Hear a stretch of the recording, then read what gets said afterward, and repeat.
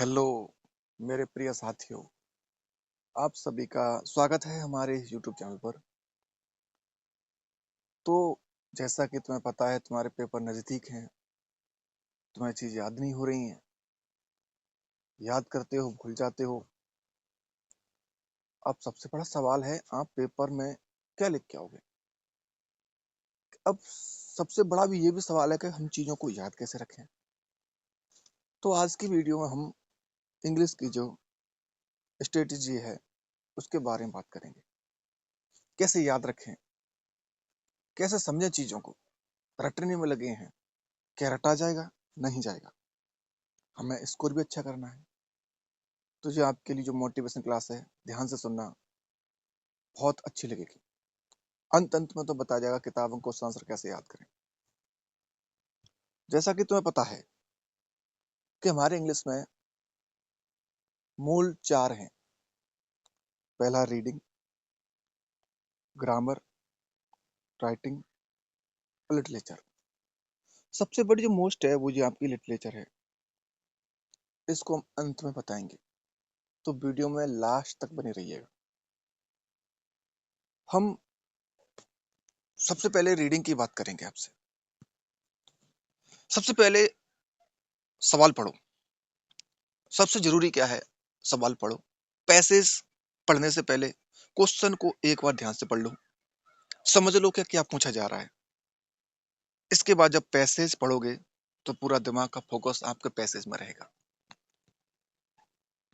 अगर मैं दूसरी बात करूं, पैसेज को लाइन बाई लाइन मत पढ़ो, एक एक शब्द पर मत अटको। पहले पूरा पैसेज आराम से पढ़ो। सब्जेक्ट क्या है, राइटर क्या कहना चाहता है, इन चीजों को समझने की कोशिश करो। आगे बात करूं, कीवर्ड पर ध्यान दो। रीडिंग करते समय नजर रखो, date, name, because, therefore, however, main idea वाली लाइन याद रखो। सही आंसर यहीं से निकलेंगे। अननोन वर्ड्स को इग्नोर करना सीखो। हर डिफिकल्ट वर्ड का मतलब मत ढूंढो, आप ऐसे ढूंढने लग जाते हो, उनका मत ढूंढो। सेंटेंस का ओवरऑल मीनिंग समझो। एग्जाम में यही ट्रिक मार्क दिलाती है। आंसर पैसेज की लैंग्वेज में लिखो, आपने शब्द नहीं, पैसेज के वर्ड यूज करो। डायरेक्ट लाइन कॉपी मत करो, थोड़ा मॉडिफाई भी करो उससे। और सबसे बड़ी ट्रिक क्या कहती है पता है, कि पहले इजी क्वेश्चन, फिर मीनिंग बेस्ड, लास्ट में वोकैबुलरी वाले क्वेश्चन को छांटो। हम अगर राइटिंग में ग्रामर की बात करें, किसकी बात करें, ग्रामर की। तो देखो ग्रामर में क्या होता है, रूल्स से पहले एग्जाम्पल। पहले रूल्स मत पढ़ो, पहले उसके एग्जाम्पल जानो। एग्जाम्पल क्या है, एग्जाम्पल देखो, खुद से समझो चीजों को। एग्जाम्पल देख के चीजों को खुद से समझो। एग्जाम्पल समझ आ गया, ग्रामर आपके लिए आसान हो जाएगी। फॉर्मूला याद रखो, हर टॉपिक का छोटा फॉर्मूला बनाओ। टेंस, सब्जेक्ट, वर्ब, ऑब्जेक्ट, इस प्रकार से। वॉइस में ऑब्जेक्ट देखो, पहले क्या देखो, ऑब्जेक्ट देखो। नरेशन में रिपोर्टिंग स्पीच के बारे में जानो।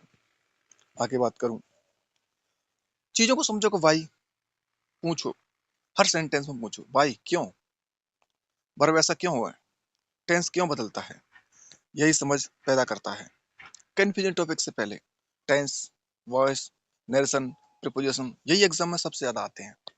इनको आप याद रखो। डेली 5 क्वेश्चन, रोज 5 ग्रामर क्वेश्चन करो। आंसर के साथ रीजन भी सोचो कि इसका आंसर ऐसा क्यों आ रहा है। और अगर मैं एग्जाम ट्रिक की बात करूं, तो पहले सब्जेक्ट पहचानो, फिर टेंस देखो, फिर वर्ब चूज करो। राइटिंग की बात की जाए, राइटिंग हम किस प्रकार सीख सकते हैं। तो पहले फॉर्मेट याद रखो। राइटिंग में मार्क फॉर्मेट के ही मिलते हैं। हर क्वेश्चन का फिक्स स्ट्रक्चर भी होता है। लेटर में address, date, subject, body, closing, और ऐसे पैराग्राफ में इंट्रोडक्शन, बॉडी और कंक्लूजन। नोट, नोट्स ईमेल में हेडिंग, कंटेंट, सिग्नेचर। फॉर्मेट सही, 50% पूरा सही। अगर हाँ तुम्हें फॉर्मेट याद है, सिंपल इंग्लिश से लिखो, भारी वर्ड्स मत लिखो। Short and clear sentence. Examiner clarity देखता है, ना कि आपकी वोकैबुलरी देखता है। कीवर्ड अंडरलाइन रखो। क्वेश्चन में जो वर्ड हो, टॉपिक, पर्पस, टाइम, प्लेस, उन्हीं वर्ड को आंसर में यूज करो। जैसे पूछता है ना कौन सा वर्ड, उसी में यूज करो। रेडीमेड लाइन रखो, हर टॉपिक हर टाइप की 2-3 कॉमन लाइन याद रखो। इंट्रोडक्शन लाइन याद रखो, एंडिंग लाइन, टाइम बचेगा, कॉन्फिडेंस बढ़ेगा। डेली प्रैक्टिस करो 5 से 10 मिनट, एक लेटर एक पैराग्राफ खुद को चेक करो, फॉर्मेटिंग प्लस स्पेलिंग दोनों को चेक करो। एग्जाम ट्रिक क्या कहती है? एग्जाम में हैंड राइटिंग साफ होनी चाहिए, पैराग्राफ में गैप होना चाहिए, मार्जिन छोड़ो और ओवर राइटिंग को बिल्कुल छोड़ दो, काटा पीटी बिल्कुल छोड़ दो। सबसे बड़ी बात हम लिटरेचर की करते हैं, सबसे ज्यादा यहीं पर आप बच्चों को दिक्कत आती है। स्टोरी का आइडिया समझो, हर चैप्टर में 3 चीज क्लियर रखो। थीम्स, कहानी किसके बारे में है, मैसेज, लेखक क्या सिखाना चाहता है, एंडिंग, निष्कर्ष क्या है। पूरी कहानी याद करने की जरूरत नहीं है। करेक्टर के पॉइंट्स वाइज समझो, हर करेक्टर के लिए नेचर, स्वभाव, रोल, किरदार, एक दो घटना, यही लॉन्ग आंसर में काम आता है। क्वेश्चन पहले पढ़ो, चैप्टर पढ़ते समय सोचो ये क्वेश्चन किस पार्ट से बन सकता है, राइटर ने ऐसा क्यों लिखा। आंसर अपने आप दिमाग में बनता है। आंसर कैसे लिखें? Long answer, intro 2 line, body 4 से 5 लाइन पॉइंट में, एंडिंग 1 लाइन, शॉर्ट आंसर में 2-3 line, direct and clear. Text book language use करो, अपनी इंग्लिश बहुत फैंसी मत बनाओ, बुक के वर्ड्स सिंपल सेंटेंस ही यूज करो। और ट्रिक कहती है कि क्वाइट की जरूरत नहीं है, हेडिंग पैराग्राफ दो, क्वेश्चन की लैंग्वेज को फॉलो करो। इस प्रकार से आप आसानी से इंग्लिश को हल कर सकते हैं। चीजों को समझो। अगर वीडियो अच्छी लगी तो वीडियो को लाइक करना, और हमारे नए विद्यार्थी जितने जुड़ रहे हैं हमारे चैनल को सब्सक्राइब करें। तो सभी को धन्यवाद।